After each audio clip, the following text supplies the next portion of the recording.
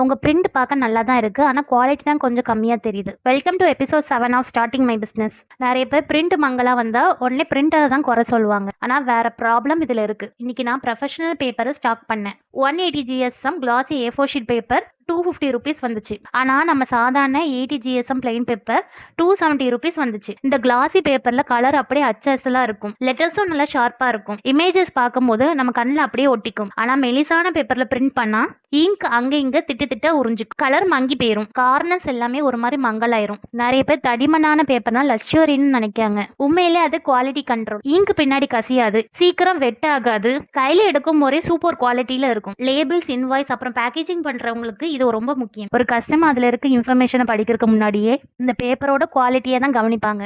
நீங்க குவாலிட்டியா கொடுத்தா நீங்க போட்ட எஃபர்ட் அவங்களுக்கு அந்த பிரிண்ட் மூலமா புரிஞ்சிடும். பிராண்டை பில்ட் பண்ற ஃப்ரெண்டுக்கு இதை ஷேர் பண்ணுங்க. நீங்களும் இந்த டிஃபரன்ஸை நோட்டீஸ் பண்ணியிருந்தீங்கன்னா கமெண்ட்ல பேப்பர்னு டைப் பண்ணுங்க.